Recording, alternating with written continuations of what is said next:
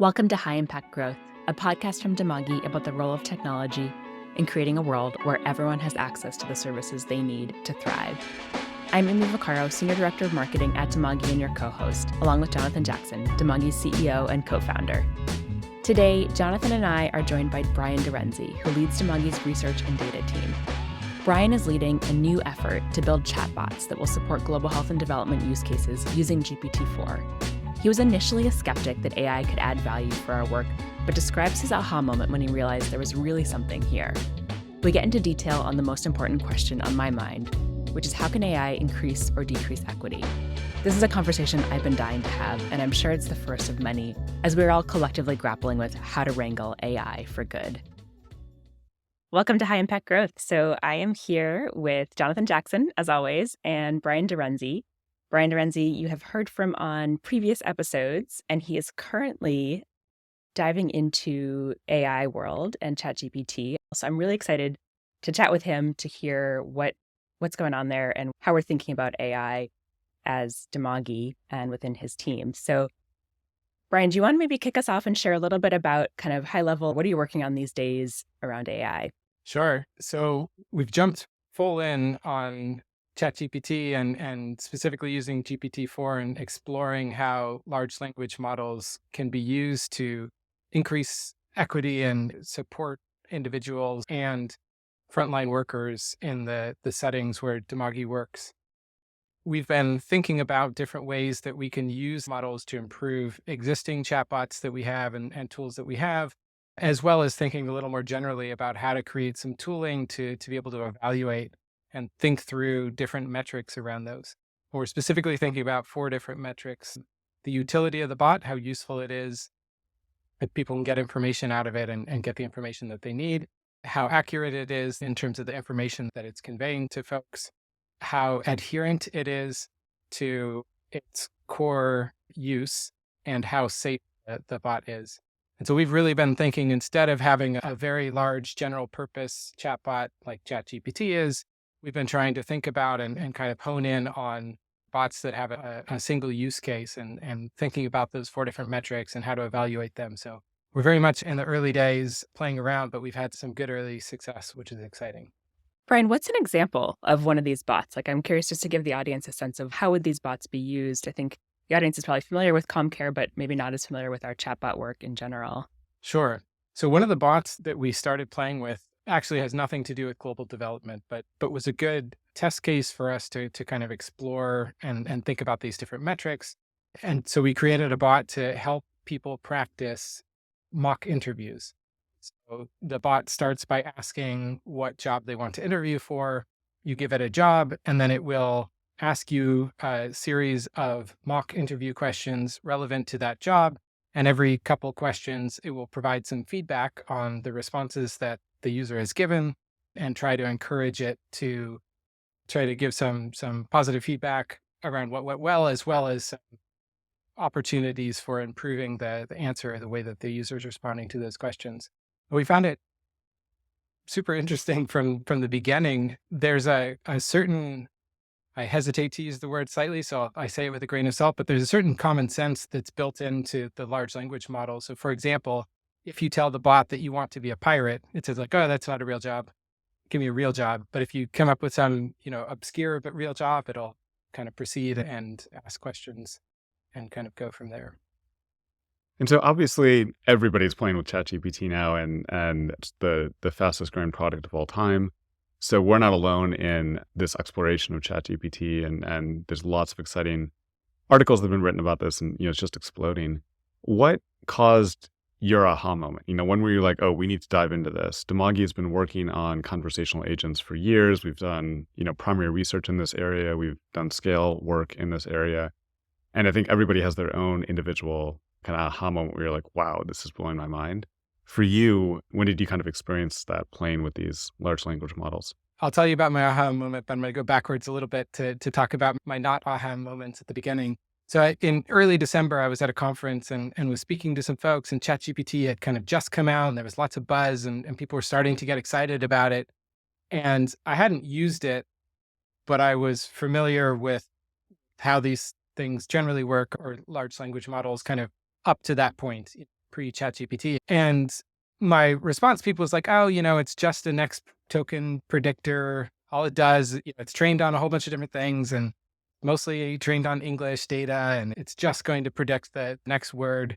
You can never really guarantee what information is going to come out of it. And for me, I think the real aha moment where I was like, oh, no, we're like ready for prime time, or we've got to figure out how to use this for good and to support people was when GPT-4 came out, and I first used that, and I got it to use Sheng, which is a mixture of Swahili and English that's spoken in Kenya, specifically in Nairobi. Not only does it involve a bunch of slang words, but it mashes up English and Swahili in these really interesting ways. And the ChatGPT was able to, with GPT-4, was able to write and understand Sheng with a really high degree of accuracy that I was not expecting. So at that point, it felt like, all of the previous caveats of like, oh, but it only works in the rich country languages. And, is this just going to be another tool where we're forcing people to speak English or adapt to some post-colonial vestige or something? That kind of went out the window. And I got really excited about the opportunity to build tools to support people using this tech. And we've been mid-flight in some pretty exciting work on family planning and behavior change communication for pregnant mothers and other areas with kind of hard-coded scripted bots and prompt-based bots. And we rapidly, based on your experience and some others in the teams, have decided to go pretty significantly into large language models. In your experience so far, and we're only a few months into this at this point, how would you compare the performance we're getting off of the large language models with the previous work we're doing? And when I explain this to people without being deeply immersed in the work like you are, I'm kind of like, it's already better, or it's already equivalent to what we had spent non-trivial amounts of time building by hand. And so I'm curious, what is your feeling on the inside of doing a lot of this work more deeply? So I think it's tempting to say that there's the non-GPT work that we were doing, which was very scripted and everything. And then there's full-on GPT, which is a thin wrapper around ChatGPT and let it loose. And I really think that there's a spectrum of how we use technology. So there's an information bot that lives in the middle where we tell the API, we tell GPT-4, we tell ChatGPT, here's the source material. This is what I'm giving you. This is the source material. You have to answer all questions from the source material. If you can't find the answer in the source material, you have to respond that you don't know. And so there are ways to kind of box it in and start to shift a little bit more towards the scripted world. I mean, I think there's like the most basic, maybe this is a bad use of a large language model and the natural language processing that it brings, but one could imagine still having the scripted bot where you have these different menu items, and every time you get a message from the user, you send it to ChatGPT and say like, okay, the menu items were 1 through 7. Which menu item do they want to go to? And then have ChatGPT do the natural language processing, and then you move. And so you kind of stay in the scripted bot world. And so I really think it's a spectrum in terms of how much we apply this technology. But I think there are a bunch of things that are really exciting, including there's a big step forward for equity. In the early days, we were trying to do a lot of messaging over SMS, and it's tough. You have 160 characters or whatever it is that you're able to send information to the user and that you're able to receive message from the user. And with those 160 characters, you can only share so many menu items before you have to break it up into multiple messages. And the whole user experience just like unravels very quickly and it becomes kind of pointless. I think in the early days, people were trying to do data collection over SMS and you have to be highly structured and it all kind of falls apart. But now that we can operate more truly on natural language, it really opens up that spectrum, and it opens up a whole bunch of users that were sort of being left by the wayside, because of the difficulties of sending menus of items to individuals. All of the chatbot work had previously been shifting towards WhatsApp or Telegram or some smartphone-based messaging product. And now that we can operate on natural language, we can go back and all the people that don't have access to a smartphone and were sort of left behind for those chatbot products, we're able to engage with them again, I think. So let me just make sure I'm understanding this, Brian. So you're saying that, In the before days, when you were trying to use SMS to kind of work with an end client, an individual, you'd be kind of sending these long lists of like numbers, like respond with the number that responds to your request, right? And now with ChatGPT, you're actually able to just have more natural conversations with a bot over SMS. So it kind of opens up the capacity and the power of using SMS. Is that right? That's right. So in the old days, you might say, respond with 1 if you want to learn about kangaroo mother care. Respond with 2 if you want to know about nutrition while you're pregnant. Respond with 3 if you want, and you can imagine these messages get very long and it's tough to kind of cram them into an SMS or a few SMSs that you send to people. And then even once you dive into one of those, in order to increase information density of our bot, we would often have submenus. You go in for nutrition information and it says, oh, do you want nutrition information for a newborn, or do you want nutrition information while you're pregnant, or, and those are all sub menu options. And so you can imagine how that's pretty difficult. And obviously I should be clear, we haven't tried any of this stuff out, but I think the opportunity to be able to say to the user, you can ask me anything you want about maternal health or about your pregnancy right now. And then allowing the user to express like, this is the thing I want. Or maybe we can prompt it with some stuff. Why don't you ask me about kangaroo care? Or, we can kind of push some information and we can pull some information, and then users can kind of navigate that information using natural language and using the power of the natural language generation and understanding that GPT-4 affords allows us to navigate all of that in a more interesting way. That's great. And I think that you're 100% right on the power that provides, even if the information we're trying to convey isn't notably different. We still know that kind of corpus we wish people had access to, that ability to offer the user an interface that is very natural, as opposed to menu driven, I think is a huge boon. And then as you were speaking, Brian, it got me thinking also around the challenge of literacy. A lot of populations we're trying to reach, literacy could be a huge issue. Have you started playing with any of the speech to text, things that are now potentially possible? Have you heard of other groups that are doing this? Because to me, that could be a huge equity improvement. If you're recording a voice note over WhatsApp and then you can send that in and get a response back that's verbal, that's just, game changer in terms of who you could engage with these models. Yeah, we've been talking about it and thinking about it. We haven't done it yet, but we do have colleagues and friends out in the community who are doing it. Farm Chat is a product that our friends at Digital Green are working on and piloting, and they've been using voice notes to record messages from agriculture extension workers in Hindi, and then they send that through some speech to text, pass it through to GPT to look through the corpus of the huge amount of information that they've built up over time on local farming practices, pull out information, either send the text directly back, or if they want, send that text through a text-to-speech synthesizer and send back a voice note that could help as well. But you're absolutely right. And even just from text, the ability to handle typos and misspellings and mixes of languages is really impressive in sort of our early testing. But I think the next step is exactly what you're saying, is trying to take some of those off-the-shelf tools that exist to do text-to-speech already and kind of plug those on top, or speech-to-text rather, but either direction, and plug those into the power of what we have access to. And the team that you run, Brian, is research and data. Obviously, data analysis is a huge effort that we put in internally at Dimagi. It's a huge effort all of our partners put into with their programs. We've done previous podcasts on, the many challenges and opportunities within M&E. One of the things I'm interested in watching, and I haven't played with any of these tools myself, but is on how large language models can take natural language requests of data and provide it back to you. If you're saying, can you show me the top highest performing frontline workers and the top lowest performing frontline workers out of this data set?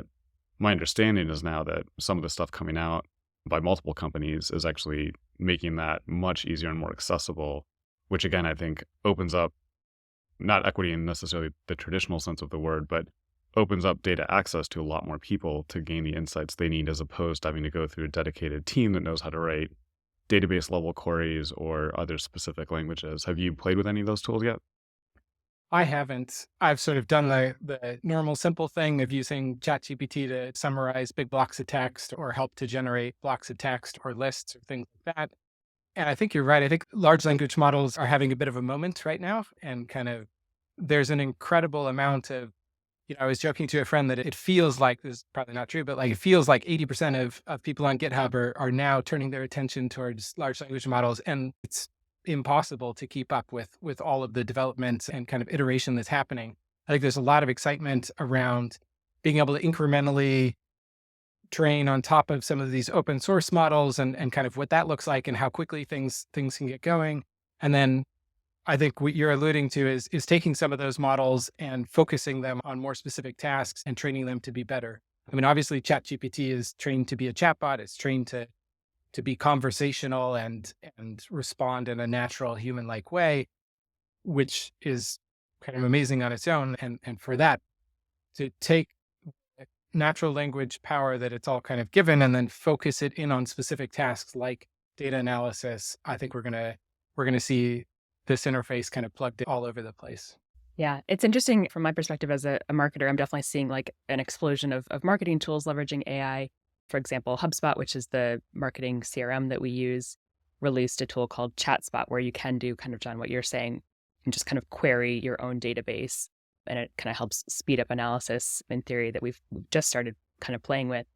I think one of the things that I want to hone in on with both of you is when I think about AI, first of all, like I'm fairly optimistic about it, strangely so, and excited, but I'm also really worried about like where it will naturally go, like where the markets will take it, which is it's going to be developing. And so far, this is what I'm seeing is just like tons and tons of new tools for someone like me who's a marketer and needs help writing, right? Or needs help creating videos or kind of these use cases that are cool and have a lot of potential, but aren't necessarily going to improve equity over time. And so I'm wondering, like, how do you guys both think about, like, how do we make sure that this AI revolution that we're going through doesn't just result in the rich getting richer, the already productive white collar workers getting more productive, and sort of increasing gaps in equity globally? Like, how do we make sure that does not happen?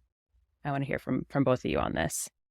Yeah, I think there's so much written about this already that I won't try to comment relative to some extremely smart people who are thinking about this. But I think my general feeling of where we're at and where we're headed is just so much uncertainty. There's a world in which these large language models kind of hit a wall and they've trained on all the data we have available, and then all the things people are thinking might come to pass don't. I think that's not very likely. I think we're in some weird explosion of progress. Not weird. I mean, people have been working on this for a long time, but I think it's going to continue.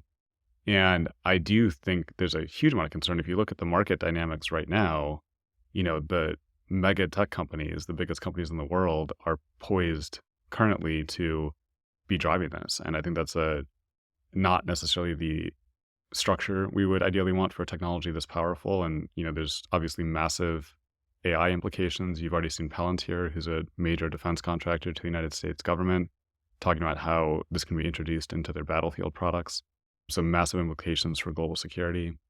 And Bill Gates wrote an article we can link to in the show notes, but speaking about, ChatGPT and large language models as like one of the most potentially transformative technologies he's seen in the last couple decades.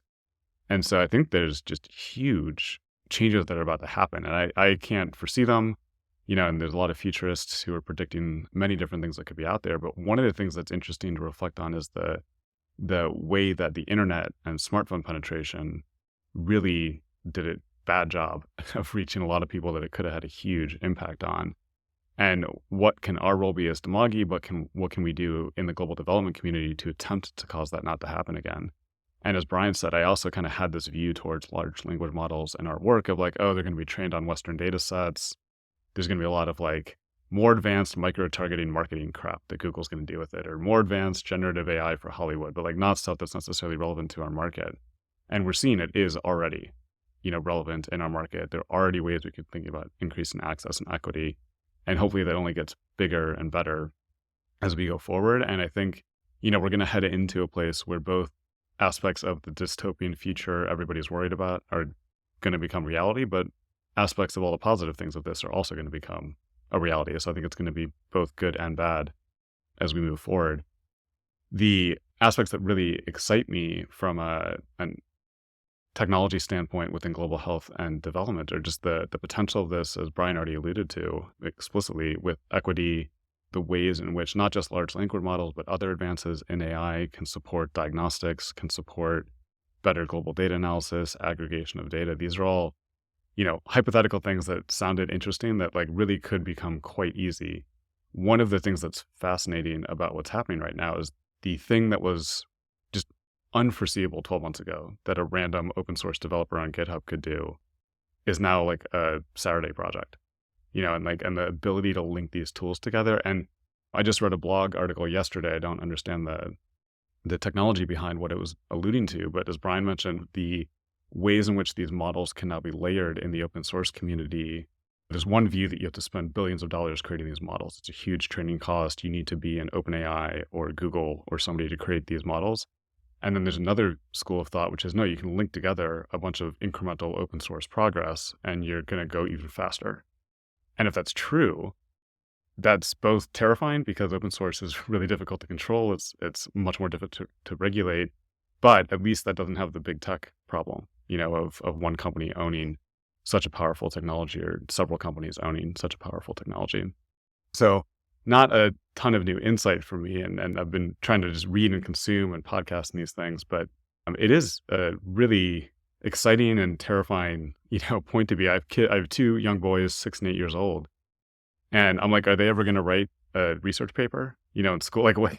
So, just the normal stuff, like how different their lives are going to be growing up with this technology. And just imagine where it's going to be 2 years from now when my oldest is in 5th grade.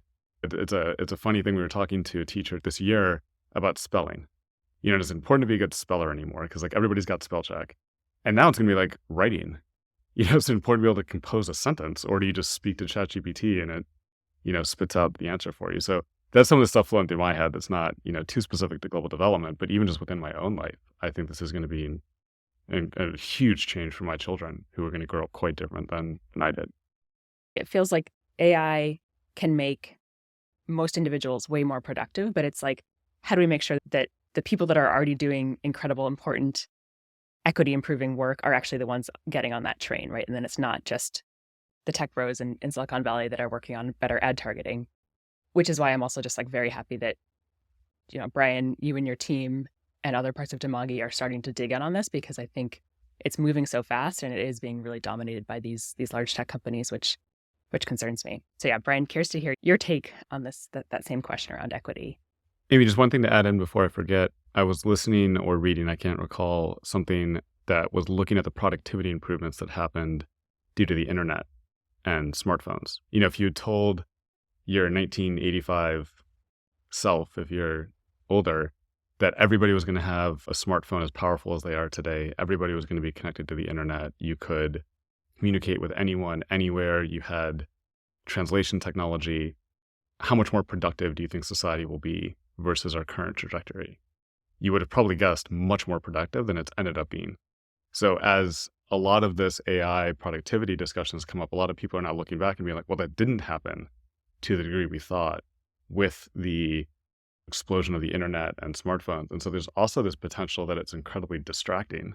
So while it could hypothetically make us way more productive, it's also going to be crazy how distracted we can get. And we're already a pretty distracted society from my vantage point. So that's one of the other interesting things that fascinates me, because I do think there's lots of examples already of how individuals could be more productive with ChatGPT. But for every like useful ChatGPT thing I'm having to do, whether it's reading an email or summarizing, I'm like messing around with it, wasting time during the day, trying to just like play with it. Right. So did it really make me more productive? Like it could, but is it going to?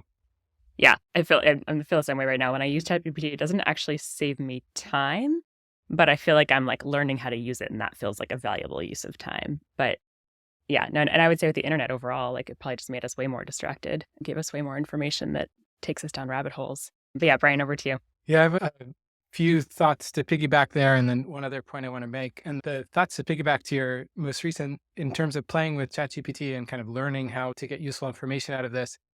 I don't know if anybody's worked with somebody who hasn't used the internet before recently, but it's actually a skill to Google things or to look things up on the internet. We take it a little bit for granted now, but if you work with older people or people who haven't traditionally had access to the internet or something, it's not as intuitive as it feels to us. And so there is kind of some skill that one develops over that. And so kind of that skill is shifting towards prompt engineering or like learning how to get useful outputs from ChatGPT or something. And then I kind of wanted to settle back into the discomfort that John was bringing up and the uncertainty, because to me, it feels really similar to the early days of the pandemic when COVID came out. And there were sort of all of these different directions that thing could go. And like nobody quite knew, like, I don't know, in 3 years, is everything back to normal? Or like, is this the new normal that we're all kind of shifting this way? And so I think there's like an analog there in terms of the uncertainty and sort of the multiple paths that AI could take at everything there. And so I also kind of oscillate between being inspired by all the things that it could do for good and terrified about like how far it could go. And then also thinking like, yeah, maybe everything can go back to normal. So it's a little bit unclear. But the other point I wanted to bring up is I was chatting to a colleague of mine, an academic friend, and she was bringing up the point that like, how do we prevent communities from being left behind? So not in terms of using the technology, but rather the opposite. Like we don't want to be transitioning towards a world where the only form of informational and emotional support that the world's marginalized communities are allowed to use come from GPT-4, large language models, or, whatever the next version of all this is. And these are the things that I wrestle after hours of like, are we contributing to that by figuring out how to use these technologies in place? And I don't want to create a world where only rich people get to interact with real doctors and everybody else has to go through GPT doctor unless it escalates up to some like terrible state or, and then replace doctor with mental health specialist or any of the other things. But also, I don't want to, I'm like actively trying not to live in we're trying to change the current world where millions and millions of people across the world who need mental health services just don't have access to them at all.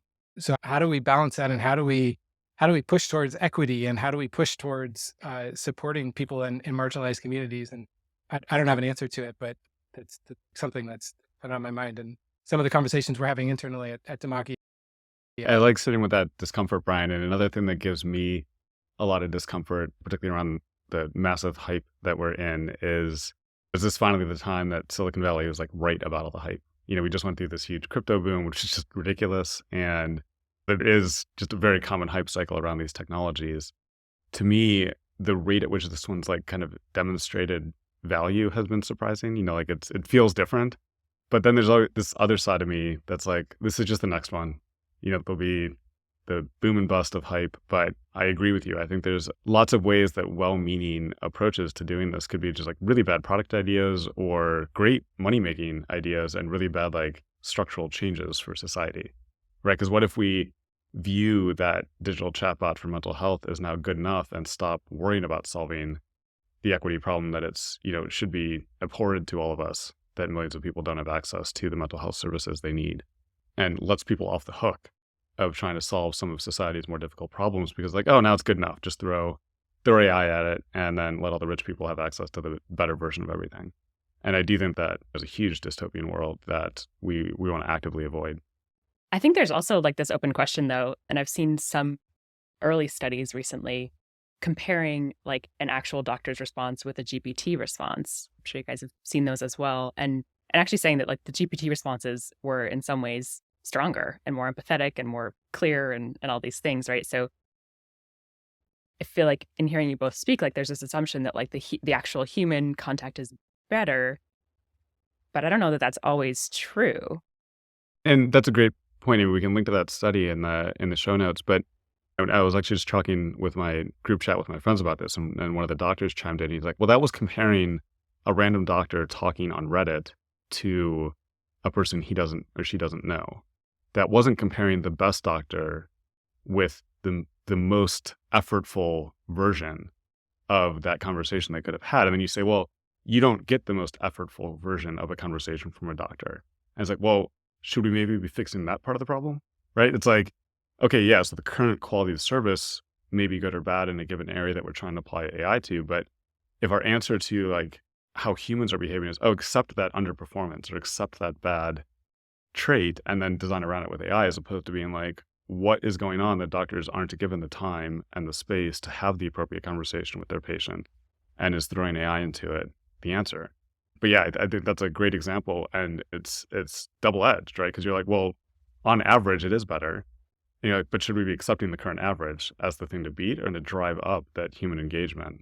And no answers to these questions, but I think all important things to be factoring in.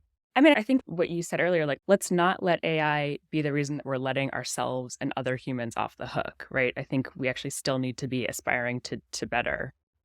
I read a quote recently. It was on a friend's LinkedIn profile. It was one of his core beliefs. And it said, healthcare occurs between a human and a human. And it definitely resonated with me, right? Even though I'm all pro AI, I do, the value of human connection is irreplaceable.